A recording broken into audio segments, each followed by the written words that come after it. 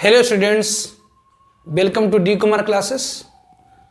तो आज हम लोग शुरू करेंगे स्टैचोमेट्री। तो व्हाट इज स्टैचोमेट्री? स्टैचोमेट्री क्या है? तो branch of chemistry which deals with calculation of quantities of reactant और product involve in a chemical reaction is called stoichiometry. Stoichiometry chemistry का वह ब्रांच है जिसमें हम लोग केमिकल रिएक्शन में रिएक्टेंट और प्रोडक्ट के अमाउंट की कैलकुलेशन करते हैं। जैसे अगर मान लेते कि हमारे पास कैल्शियम कार्बोनेट है, मान लेते हमारे पास 10 ग्राम कैल्शियम कार्बोनेट है। अगर इसे हम हीट करेंगे तो ये कैल्शियम ऑक्साइड और कार्बन डाइऑक्साइड देगा। तो अगर 10 ग्राम कैल्शियम कार्बोनेट को अगर हम हीट करते हैं तो कितनी मात्रा में कैल्शियम ऑक्साइड मिलेगी, कितनी मात्रा में कार्बन डाइऑक्साइड मिलेंगी, इन सब चीज़ों की जो कैलकुलेशन होती है ये कहलाती है स्टैचोमेट्री। या कि अगर हमारे पास कुछ मात्रा कैल्शियम कार्बोनेट की थी और हमने उसे हीट करा, उसे डिकम्पोज करा, उसे ब्रेक डाउन करा तो 2 ग्राम कार्बन डाइऑक्साइड मिल गई। तो यदि आपके पास कुछ मात्रा में कैल्शियम कार्बोनेट थी, उसे आपने हीट करा तो 2 ग्राम कार्बन डाइऑक्साइड मिली, तो आपके पास कितना कैल्शियम कार्बोनेट था? आपका कैल्शियम ऑक्साइड कितना बना? तो इन सब की चीजों की कैलकुलेशन कहलाती है स्टैचोमेट्री। तो व्हाट इज स्टैचोमेट्री? स्टैचोमेट्री क्या है? तो branch of chemistry which deals with calculation of quantities of reactant और product involve in a chemical reaction.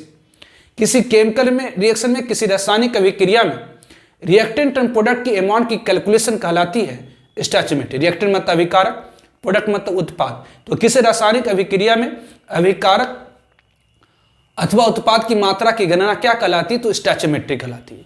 तो व्हाट इज स्टैचोमेट्री? स्टैचोमेट्री क्या है? तो branch of chemistry which deals with calculation of quantities of reactant और product involve in a chemical reaction is called stoichiometry. तो stoichiometry, what is स्टैचोमेट्री? तो आज हम लोग शुरू करें स्टैचोमेट्री। तो स्टैचोमेट्री क्या है? तो branch of chemistry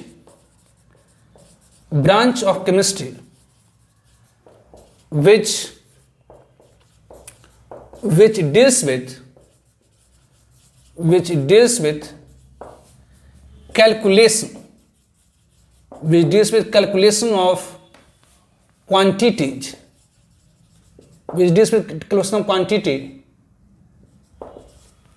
quantities of reactant or product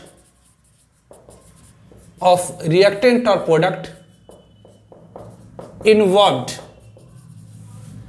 in a chemical reaction, is called, कहलाती क्या है? तो इज कॉल्ड स्टैचोमेट्री। तो व्हाट इज स्टैचोमेट्री? स्टैचोमेट्री क्या है? तो branch of chemistry which deals with calculation of quantities of reactant और product involved in chemical reaction. किसी भी केमिकल रिएक्शन रिएक्टेंट और प्रोडक्ट की अमाउंट की कैलकुलेशन ही क्या कहलाती है? तो स्टैचोमेट्री कहलाती है। तो व्हाट इज स्टैचोमेट्री? स्टैचोमेट्री क्या है? तो branch of chemistry which deals with calculation of quantities of reactant और product involve in a chemical reaction. किसी केमिकल रिएक्शन में रिएक्टेंट और प्रोडक्ट की अमाउंट की कैलकुलेशन ही क्या कहलाती है? तो स्टैचोमेट्री कहलाती है। तो we consider a chemical reaction. तो हम लोग कंसीडर कर लेते हैं a chemical reaction. We consider, अपने मन से मान लेते हैं केमिकल रिएक्शन। सपोज N2 है और H2 है, ये N2 है और ये H2 है, ये आपस में केमिकल रिएक्शन कर करके 2NH3 दे रहा, अमोनिया दे रहा। तो इस केमिकल रिएक्शन में आप क्या कहेंगे जी? कहेंगे जी यहां पर 1 है तो यहां 1 molecule of N2 3 molecule of H2 से अगर आपस में कंबाइन करेगा तो 1 molecule of N2 3 molecule H2 से अगर कंबाइन करेगा तो ये क्या देगा? तो 2 मोलिक्यूल ऑफ NH3। तो इस केमिकल रिएक्शन में आप क्या कहेंगे जी? 1 मोलिक्यूल किसके? तो ऑफ N2। ये केमिकल रिएक्शन कर रहा है किसके साथ? तो 3 मोलिक्यूल ऑफ H2 के साथ। और रिएक्शन करने के बाद क्या दे रहा? तो ये 2 मोलिक्यूल किसके? तो 2 मोलिक्यूल ऑफ NH3। तो इस केमिकल रिएक्शन में आप कहेंगे कि 1 molecule of N2 3 molecule of H2 से रिएक्शन करने के बाद जब प्रोडक्ट में जा रहा तो 2 मोलिक्यूल ऑफ NH3 दे रहा। तो इस केमिकल रिएक्शन में कहेंगे 1 molecule of N2 3 molecule of H2 से रिएक्शन करने के बाद जब प्रोडक्ट में जा रहा तो 2 मोलिक्यूल ऑफ NH3 दे रहा। या कहेंगे जी 2 molecule of N2, 2 into 3 molecule H2 से अगर रिएक्शन करेगा तो 2 इंटू 2 मोलिकुल NH3 की देगा। अगर 5 मोलिकुल N2 की रही तो 5 इंटू 3 मोलिकुल मतलब 15 मोलिकुल H2 से रिएक्शन करके प्रोडक्ट में जाएगा, है ना। अगर 1 मोलिकुल 3 मोलिकुल से रिएक्शन करके प्रोडक्ट में जाता है तो 2, अगर 2 मोलिकुल N2 की 6 मोलिकुल H2 से रिएक्शन करके प्रोडक्ट में जाएगा तो 4 मोलिकुल देगा। 5 मोलिकुल अगर N2 की है तो 15 मोलिकुल H2 से रिएक्शन करके प्रोडक्ट में जाएगा तो 10 मोलिकुल NH3 की देगा। अगर 100 मोलिकुल N2 की है तो 300 मोलिकुल H2 से रिएक्शन करने के बाद प्रोडक्ट में जाएगा तो 200 मोलिकुल NH3 का देगा। अगर 1000 मोलिकुल N2 की है तो 3000 मोलिकुल ऑफ हाइड्रोजन से कंबाइन करके प्रोडक्ट में जाएगा तो 2000 मोलिकुल NH3 की देगा। अगर आपका 1 लाख मोलिकुल N2 की है तो 3 लाख H2 मोलिकुल से कंबाइन करके प्रोडक्ट में जाएगा तो 2 लाख NH3 की मोलिकुल देगा। तो यदि हमारे पास 6.022 into 10 to the power 23 molecules of H2 हैं, और मान लेते हैं कि अगर हमारे पास 6.022 into 10 the power 23 molecule of H2 तो कितना से कंबाइन करेगा, तो 1 3 से कंबाइन करता है 2, 2 इंटू 3 से 3, 3 इंटू 3 से 4, 4 इंटू 3 से, तो इतनी मोलिकुल अगर है तो ये कितना से कंबाइन करेगा, तो 3 into 6.022 into 10 the power 23 molecule of H2 से कंबाइन करेगा। इतनी मोलिकुल ऑफ H2 से कंबाइन करके अगर प्रोडक्ट में जाए तो ये कितना देगा, तो 2 into 6.022 into 10 to the power 23 molecules of NH3 देगा। इतनी मोलिकुल्स ऑफ NH3, तो आप यहां पर कह सकते हैं कि 1 मोलिकुल N2 की 3 मोलिकुल H2 से रिएक्शन करके प्रोडक्ट में जाए तो 2 मोलिकुल ऑफ NH3। तो यदि 6.022 into 10 to power 23 molecule H2 की है तो 3 into 6.022 into 10 to power 23 molecule H2 से अगर इतनी मोलिकुल N2 की है, और इतनी मोलिकुल N2 की है तो 3 into 6.022 into 10 to power 23 molecule H2 से कंबाइन करके प्रोडक्ट में जाएगा तो 2 into 6.022 into 10 to power 23 molecule of NH3 देगा। तो आप जानते हैं 6.022 इंटू 10 टू पावर 23 को क्या कहा जाता है, तो 1 मोल कहा जाता है। तो आप कहेंगे कि जी 1 मोल ऑफ N2, इसका मतलब ये हुई कि 1 मोल ऑफ N2 कितना से कंबाइन करेगा, तो 3 into 6.022 into 10 to power 23 molecule of H2 से, मतलब 3 मोल ऑफ H2 से, 3 मोल ऑफ H2 से कंबाइन करके अगर प्रोडक्ट में जाएगा तो क्या देगा, तो 2 इंटू 6.022 इंटू 10 टू पावर 23 मतलब 2 मोल ऑफ NH3 देगा। तो हमने कंसीडर करा है क्या, तो एक केमिकल रिएक्शन, क्या, तो N2 plus 3H2 giving us 2NH3। इस केमिकल रिएक्शन में हम लोग करें कि जो 1 मोलिकुल ऑफ N2 है वो 3 मोलिकुल H2 से कंबाइन करके अगर प्रोडक्ट में जाए तो 2 मोलिकुल ऑफ NH3 देगा। अगर 2 मोलिकुल N2 की हुई तो 6 मोलिकुल H2 से कंबाइन करके प्रोडक्ट में जाएगा तो 2 इंटू 2 मोलिकुल NH3 की देगा।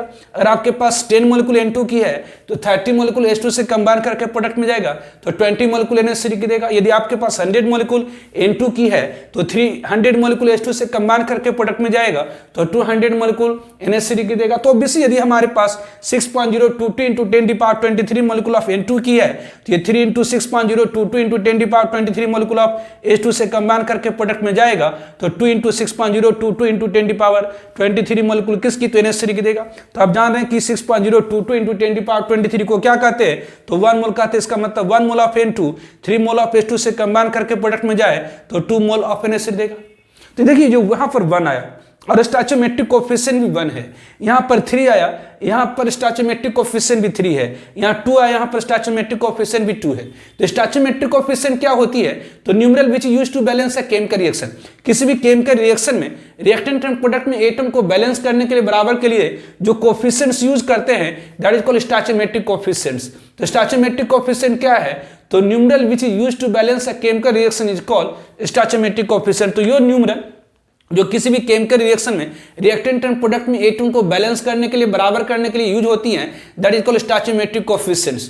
तो स्टोइचोमेट्रिक कोएफिशिएंट क्या है, तो numeral which is used to balance a chemical reaction is called stoichiometric coefficient. तो यहाँ पर 1 तो ये 1 मोल आया, यहाँ पर 3 तो 3 मोल आया, यहाँ पर 2 तो ये 2 मोल आया।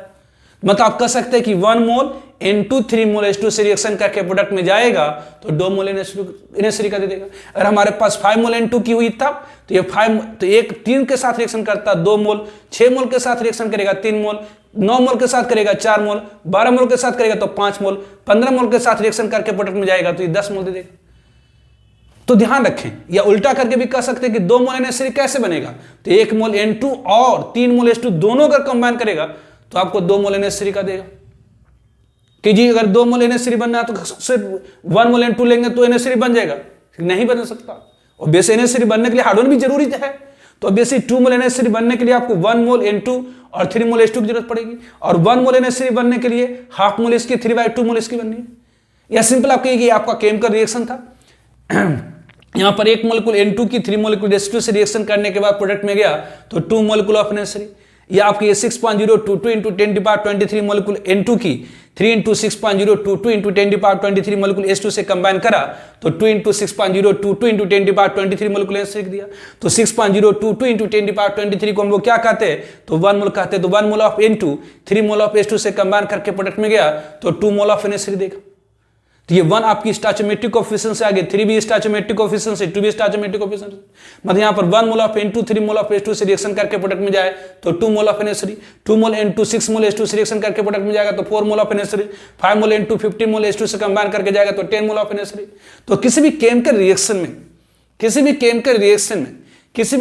रिएक्शन में यदि आपको रिएक्टेंट और प्रोडक्ट की अमाउंट की कैलकुलेशन करनी है तो B apply mole mole relation balance chemical reaction. तो ऑब्वियसली ध्यान रखेंगे, तो स्टोइचोमेट्री में ध्यान रखेंगे, इन स्टोइचोमेट्री, तो नोट, ये बड़ा इंपॉर्टेंट लाइन है जिसको आप ध्यान रखेंगे। In स्टोइचोमेट्री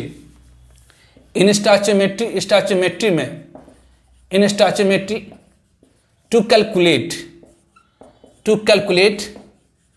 amount of reactant or product involved in a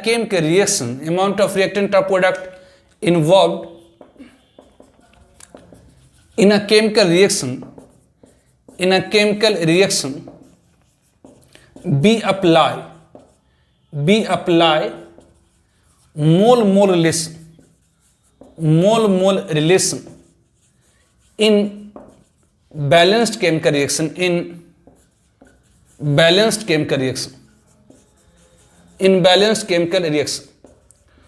तो ऑब्वियसली स्टोइचोमेट्री में, in stoichiometry to calculate amount of reactant और product involve in a chemical reaction we apply mole mole relation in balance chemical reaction.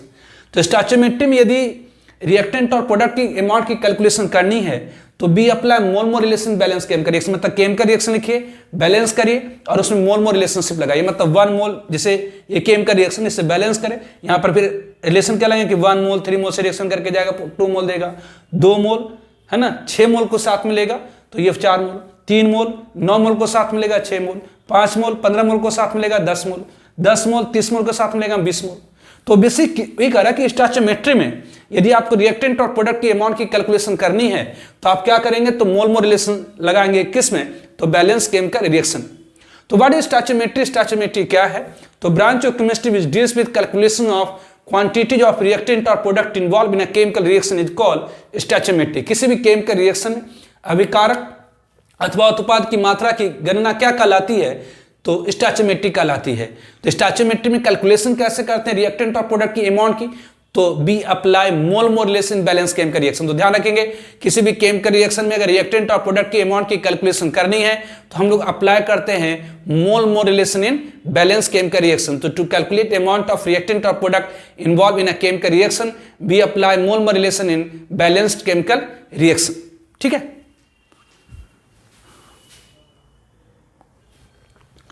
तो one another example है, calculate amount of calcium oxide required to react completely with 852 gram of P4O10। तो एक example है, calculate करिए amount of calcium oxide required, कितनी amount calcium oxide की required होगी to react completely with 852 gram of P4O10। अगर हमारे पास 852 gram P4O10 की है, अगर इसकी हमारे पास कितनी है तो 852 ग्राम है, तो 852 ग्राम P4O10 से रिएक्शन करने के लिए कितनी मात्रा कैल्शियम ऑक्साइड की रिक्वायर्ड होगी। Calculate amount of calcium oxide required, बताइए कितनी अमाउंट कैल्शियम ऑक्साइड की रिक्वायर्ड होगी to react completely with 852 gram of P4O10। 852 gram P4O10 से रिएक्शन करने के लिए 852 ग्राम ऑफ P4O10 से रिएक्शन करने के लिए कितनी मात्रा कैल्शियम ऑक्साइड की रिक्वायर्ड होगी। Calculate amount of calcium oxide required to react completely with 852 gram of P4O10। 852 gram P4O10 से रिएक्शन करने के लिए कितनी मात्रा कैल्शियम ऑक्साइड की रिक्वायर्ड होगी। तो ये केमिकल रिएक्शन है। तो किसी भी केमिकल रिएक्शन में यदि हमें रिएक्टेंट और प्रोडक्ट की अमाउंट की कैलकुलेशन करनी है तो B apply mole relation in balance chemical reaction. तो हमारे पास है क्या, तो हमारे पास 852 ग्राम ऑफ P4O10 है। और कर आप बताइए 852 ग्राम P4O10 से रिएक्शन करने के लिए कितनी ग्राम कैल्शियम ऑक्साइड की रिकॉर्ड होगी। तो 852 ग्राम P4O10 मतलब कितनी मोल हो गई, तो number of mole is equal to होती है weight of given substance in gram divide by molecular weight in gram. तो number of moles is equal to weight of given substance in gram divide by molecular weight in gram. तो obviously this imply ये number of moles equal to क्या, तो ये wait कितनी है, तो 852 ग्राम है। और मोलिकुलर मास P4O10 की कितनी, तो 1 फास्फोरस की 31, तो 4 की 124, 1 ऑक्सीजन की 16, तो 10 की 160, तो ये कितनी होगी, तो 284। तो अगर इसे आप सॉल्व करेंगे तो ये ग्राम ग्राम कैंसिल, तो 3 mole of P4O10, 3 mole of P4O10। तो हमारे पास कितनी है, तो 852 ग्राम ऑफ P4O10 है। हमारे पास कितनी है, तो 852 ग्राम ऑफ P4O10 है, मतलब इतनी मोल ऑफ P4O10 है। कि जिसे मोल में क्यों कन्वर्ट करें, क्योंकि यहां पर P4O10 की मात्रा दी गई है और हमें कैल्शियम ऑक्साइड की मात्रा निकालनी है। तो किसी भी केमिकल रिएक्शन में यदि हमें रिएक्टेंट और प्रोडक्ट की अमाउंट की कैलकुलेशन करनी है तो B apply mole relation balance chemical reaction. तो यहां पर आप लिखेंगे कि यहाँ रिएक्शन क्या है, तो ऑब्वियसली यहां पर रिएक्शन क्या, तो 6CO P4O10 से रिएक्शन करके 2CO3 पूछ रहा है। तो ऑब्वियसली फ्रॉम रिएक्शन आप क्या लिखेंगे, तो फ्रॉम रिएक्शन यहां से रिएक्शन से आप क्या कहेंगे कि यहाँ पर कोफिशिएंट 1 है, यहाँ पर कोफिशिएंट 6 है, यहाँ पर 2 है। तो यहाँ पर कोफिशिएंट 1 है मतलब यहाँ पर 1 मोल P4O10 रिक्वायर कर रहा कितना, तो 6 मोल कैल्शियम ऑक्साइड की। तो 1 मोल P4O10 रिएक्शन कर रहा 6 मोल कैल्शियम ऑक्साइड से, तो 2 मोल P4O10 रिएक्शन करेगा 12 मोल ऑफ कैल्शियम ऑक्साइड से। तो 3 मोल अगर P4O10 की है तो 18 मोल कैल्शियम ऑक्साइड से रिएक्शन करेगा। तो ऑब्वियसली फ्रॉम रिएक्शन यहाँ पर हम लोग क्या कहेंगे, सिंस 1 मोल ऑफ P4O10, 1 मोल किसकी, तो P4O10 की रिएक्शन कर रहा किसके साथ, तो react with 6 mole of calcium oxide. यहां पर 1 मोल P4O10 रिएक्शन कर रहा 6 मोल कैल्शियम ऑक्साइड से, इसीलिए 3 मोल ऑफ P4O10 रिएक्शन करेगा कितना से, 18 मोल ऑफ कैल्शियम ऑक्साइड से। तो बेसिक 1 मोल P4O10 रिएक्शन कर रहा 6 मोल कैल्शियम ऑक्साइड से, तो 3 मोल P4O10 की रिएक्शन करता है किसके साथ, तो 18 मोल ऑफ कैल्शियम ऑक्साइड से। तो 1 मोल ऑफ P4O10 रिएक्शन करता है 6 मोल कैल्शियम ऑक्साइड से, तो 3 मोल 18 मोल से रिएक्शन करेगा। तो सिंस हम जानते हैं कि number of moles is equal to क्या हो गई, तो weight of given substance in gram divide by molecular mass in gram. तो नंबर ऑफ मोल कितनी हो गई, तो यहाँ पर 18 मोल है। तो यहाँ वेट आपको निकालने के लिए कहा जा रहा है, और मोलिकुलर मास कैल्शियम यहाँ पर के लिए ध्यान दीजिए 852 ग्राम P4O10 की दी गई थी और आपको पूछा जा रहा था कितना ग्राम कैल्शियम ऑक्साइड रिक्वायर्ड होगा। तो रिएक्शन के अनुसार 1 मोल P4O10 के लिए 6 मोल चाहिए, तो 2 मोल के लिए 12, तो 3 मोल के लिए कितना, तो 18 मोल। तो 18 मोल कैल्शियम ऑक्साइड मतलब कितना ग्राम, तो number of mole equal to weight upon molecular mass. तो यहाँ पर वेट 18, नंबर ऑफ मोल 18 है, कैल्शियम ऑक्साइड की मोलिकुलर मास कितनी, तो कैल्शियम की एटॉमिक मास 14, कैल्शियम की एटॉमिक मास 40 और ऑक्सीजन की 16, तो 56। तो ये मास कितनी रिक्वायर्ड होगी, तो ये वेट ऑफ कैल्शियम ऑक्साइड कितनी हो जाएगी, तो दैट इज 18 इंटू 56 ग्राम। तो इसे सॉल्व करेंगे तो दैट इज इक्वल टू 1008 ग्राम। मतलब 852 ग्राम P4O10 से रिएक्शन करने के लिए 1008 ग्राम किसकी, तो कैल्शियम ऑक्साइड की रिक्वायर्ड होगी। ठीक है,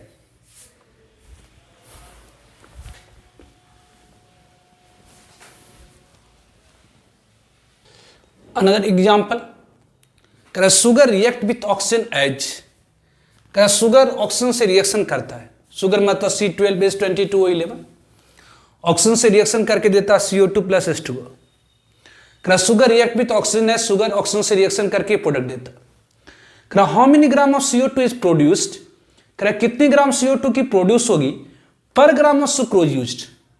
पर ग्राम मतलब 1 ग्राम। अगर 1 ग्राम शुगर की कंजम्पशन होती है, अगर 1 ग्राम शुगर कंज्यूम होती तो बताइए कितनी ग्राम CO2 प्रोड्यूस होगी।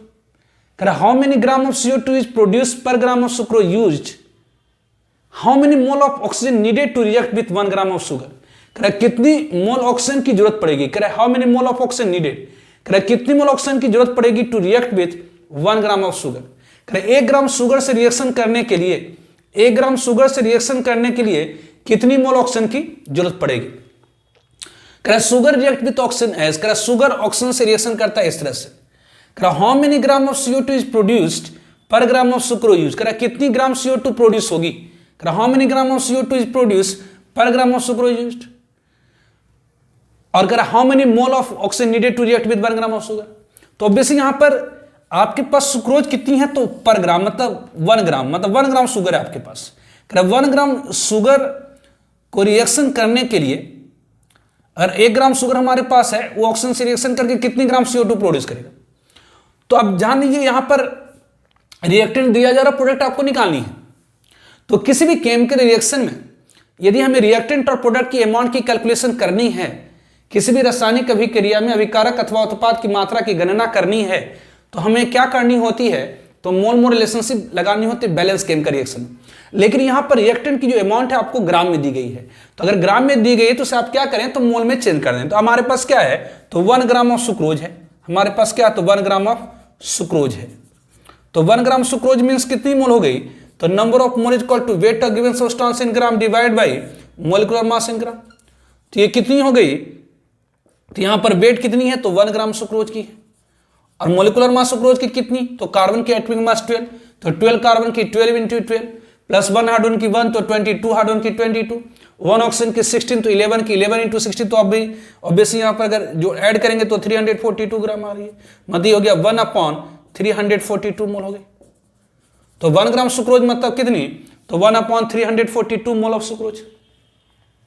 तो इस केमिकल रिएक्शन के अनुसार, यहां पर इस केमिकल रिएक्शन के अनुसार आप क्या कहेंगे, तो यहां पर कोफिशिएंट 1 है, यहां पर कोफिशिएंट 12 है, यहां पर 12, यहां पर 11। तो इस केमिकल रिएक्शन के अनुसार आप क्या कहेंगे कि 1 mole of sucrose, 1 mole of sucrose produce कर रहा है कितना, तो 12 मोल of CO2। 1 mole of sucrose 12 mole oxygen से रिएक्शन करने के बाद 12 मोल CO2 की प्रोड्यूस कर रहा। तो यहां पर आप कहेंगे कि सिंस, यहां पर हम लोग कहेंगे सिंस क्या, तो 1 मोल ऑफ सुक्रोज, 1 मोल किसकी, तो सुक्रोज की, 1 mole of sucrose, 1 mole of sucrose produce कर रहा कितना, produces 12 mole of CO2, 12 mole of CO2। तो obviously 1 mole of sucrose produce कर रहा 12 मोल ऑफ CO2, इसीलिए 1 मोल ऑफ सुक्रोज प्रोड्यूस कर रहा कितना, तो 12 मोल ऑफ CO2, इसीलिए 1/342 मोल, 1/342 मोल ऑफ सुक्रोज प्रोड्यूस करा कितना, तो 12 इंटू 1/342 मोल ऑफ CO2, इतनी मोल ऑफ CO2। तो रिएक्शन के अनुसार 1 मोल ऑफ सुक्रोज, रिएक्शन के अनुसार 1 मोल ऑफ सुक्रोज प्रोड्यूस करा 12 मोल ऑफ CO2, तो इसलिए 1/342 मोल ऑफ सुक्रोज प्रोड्यूस करेगा कितना, तो 12 इंटू 1/342 मोल ऑफ CO2। लेकिन कह रहे कितनी ग्राम, तो 1 मोल 12 मोल CO2 प्रोड्यूस करा, तो इतना मोल इतना प्रोड्यूस करेगा, घर नहीं ग्राम में बताए। तो आप जानते हैं number of mole is equal to weight of given substance in gram divide by molecular mass in gram.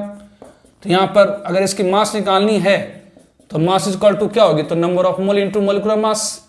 तो नंबर ऑफ मोल कितनी है, तो ये नंबर ऑफ मोल कितनी, तो 12 इंटू 1/342, और मोलिकुलर मास कितनी है सुक्रोज की, सुक्रोज की सॉरी CO2 ना, इतनी मोल किसकी प्रोड्यूस हुई, तो CO2 की प्रोड्यूस हुई।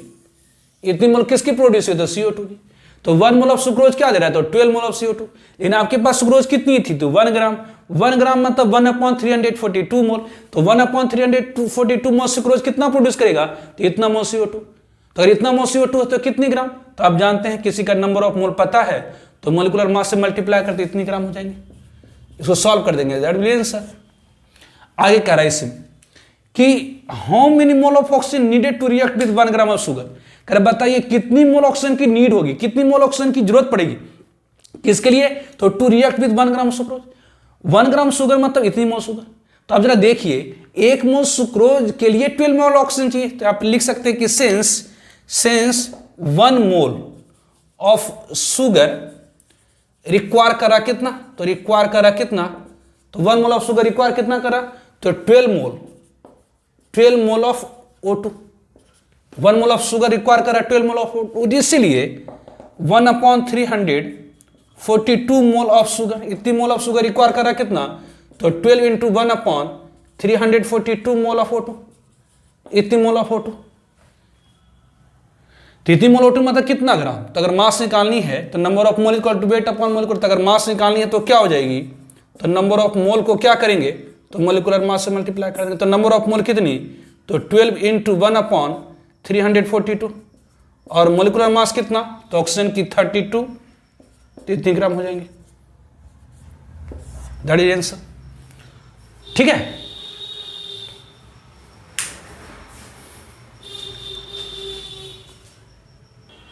तो अनदर एग्जांपल क्वेश्चन में कहा जा रहा कि 4 gram of an impure sample, 4 gram of impure sample of calcium carbonate, 4 gram of impure sample of calcium carbonate on treatment with excess HCl produces 0.88 gram of CO2, what is percentage purity of calcium carbonate sample. कह रहे हमारे पास calcium carbonate है, sample of calcium carbonate, कह रहा कितनी है, तो 4 ग्राम है। कह रहे इस कैल्शियम कार्बोनेट के अंदर कैल्शियम कार्बोनेट है, साथ ही साथ इंप्योरिटी है, इसके अंदर कैल्शियम कार्बोनेट भी है और इसमें कुछ इंप्योरिटी है, मिलावट है। तो अगर 4 gram sample of calcium carbonate है, इसे मान लेते हैं कि 4 ग्राम कैल्शियम कार्बोनेट की है, सॉरी x ग्राम अगर कैल्शियम कार्बोनेट की है तो बाकी 4 माइनस x ग्राम इंप्योरिटी होगी। तो इस 4 ग्राम इंप्योर सैंपल जो है कैल्शियम कार्बोनेट की, ये सैंपल ऑफ कैल्शियम कार्बोनेट है जो इंप्योर है, इंप्योर मतलब अशुद्ध, ऐसे मतलब मिलावट है। तो इंप्योर कैल्शियम कार्बोनेट के अंदर क्या होगी, तो जी कैल्शियम कार्बोनेट होगी और इंप्योरिटी होगी।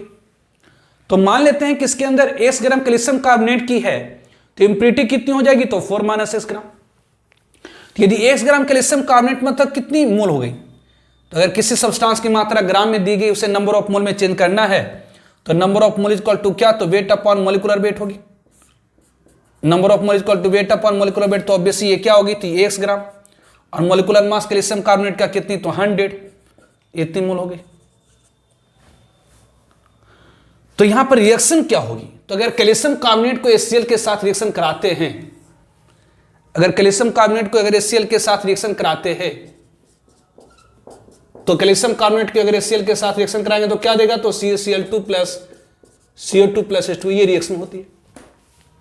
तो इस रिएक्शन में आप कह सकते हैं कि अगर हमारे पास 1 मोल, आप जानते हैं किसी भी केमिकल रिएक्शन में यदि रिएक्टेंट और प्रोडक्ट की अमाउंट की कैलकुलेशन करनी है, किसी भी केमिकल रिएक्शन में यदि रिएक्टेंट और प्रोडक्ट की अमाउंट की कैलकुलेशन करनी है, तो B apply mole mole relation balance chemical reaction, तो किसी भी नहीं है तो B apply mole mole relation balance chemical reaction, तो बेसिक ये बैलेंस केमिकल रिएक्शन है। तो इस केमिकल रिएक्शन में आप कह सकते हैं कि जी हमारे पास अगर 1 मोल कैल्शियम कार्बोनेट की होती तो ये 2 मोल HCl से रिएक्शन करने के बाद प्रोडक्ट में जाता, तो ये 1 मोल कैल्शियम क्लोराइड की, 1 मोल CO2 की और 1 मोल H2O की प्रोड्यूस करता। तो बेसिक हमारे लिए जरूरी क्या है, तो करा कि इतनी ग्राम CO2 प्रोड्यूस हुई, तो हमारे लिए जरूरी है CO2।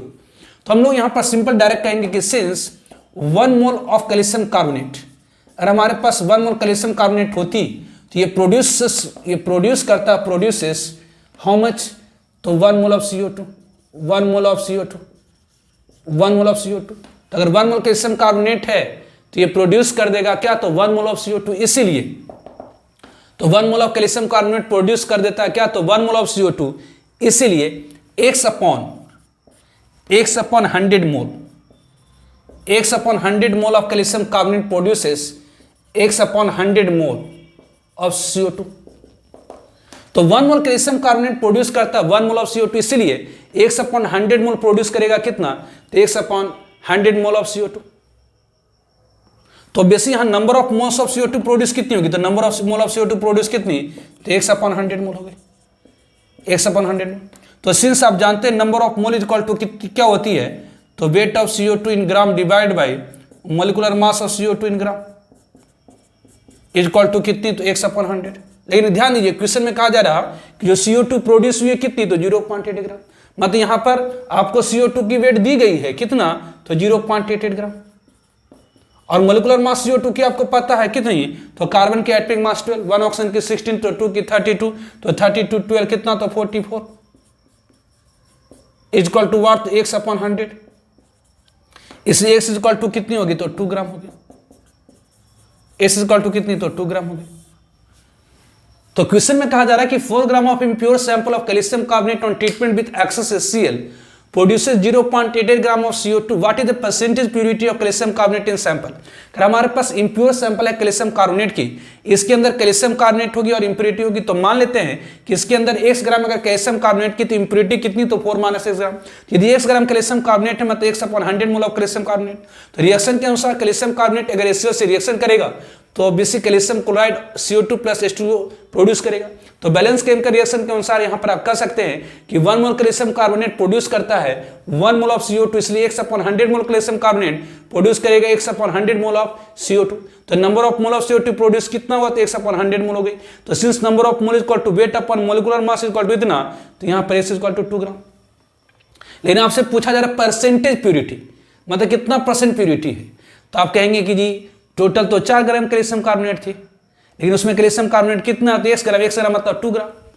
तो आप कहेंगे जी 4 ग्राम में अगर 2 ग्राम कैल्शियम कार्बोनेट है, तो अगर 4 ग्राम में अगर 2 ग्राम कैल्शियम कार्बोनेट है तो 1 में कितनी, तो 2/4। तो परसेंटेज मतलब 100 में कितना, तो 2/4 × 100। तो यहाँ अगर आपसे पूछा जाए परसेंटेज प्योरिटी ऑफ सैंपल की परसेंटेज प्योरिटी कितनी हो गई, तो आप कहेंगे जी 4 में 2 है तो 1 में 2/4 × 100, तो ये कितनी हो गई, तो ये 50% हो गई। तो ये कितनी होगी, तो 50% प्योरिटी हो गई। ठीक है।